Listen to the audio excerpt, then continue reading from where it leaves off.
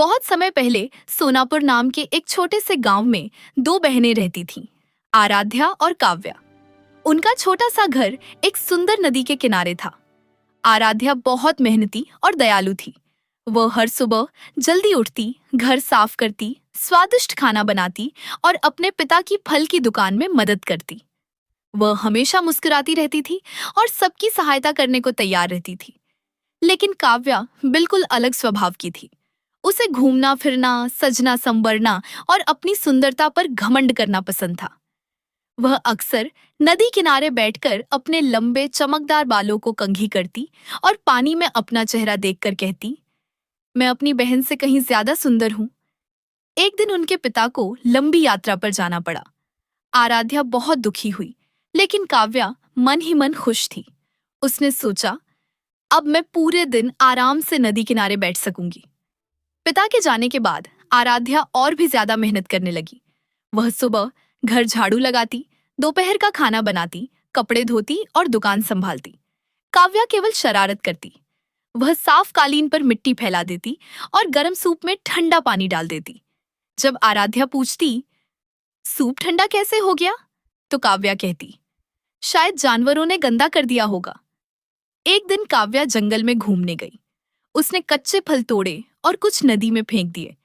तभी एक बूढ़ी औरत वहां आई और बोली, बेटी, मुझे बहुत भूख लगी है, क्या तुम मुझे कुछ फल दोगी? काव्या ने उसे खट्टे कच्चे फल दे दिए और झूठ बोला, ये बहुत मीठे हैं। फल खाते ही बूढ़ी औरत की तबीयत खराब हो गई।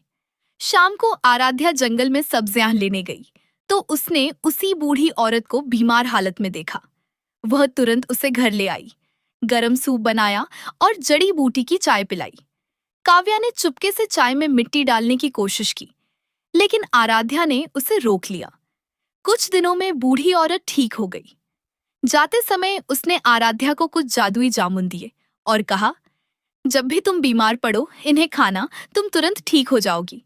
समय बीता। लगातार मेहनत करने से आराध्या खुद बीमार पड़ गई। उसने काव्या से कहा, कृपया वो जामुन मुझे दे दो।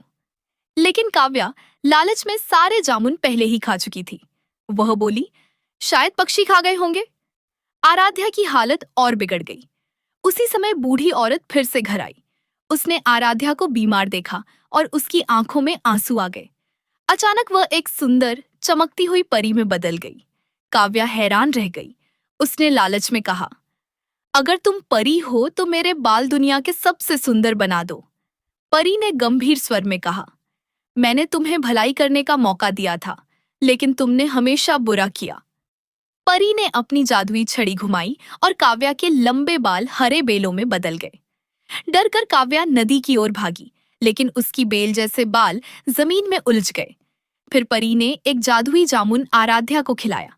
वह तुरंत ठीक हो गई।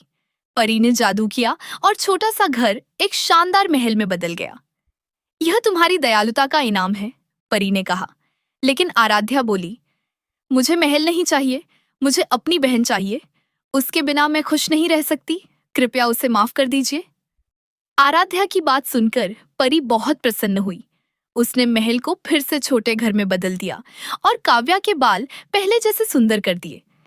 काव्या रोते हुए आराध्या से लिपट गई, मुझे माफ कर दो, अब मैं कभी बुरा काम नहीं करूंगी। उस दिन के बाद दोनों बहनें मिलकर काम करने लगीं। काव्या ने समझ लिया कि सच्ची सुंदरता दिल की अच्छाई में होती है और खुशी तब और बढ़ जाती है जब उसे बांटा जाए। और इस तरह सोनापुर के छोटे से घर में दोनों बहनें प्यार और खुशी से रहने लगीं।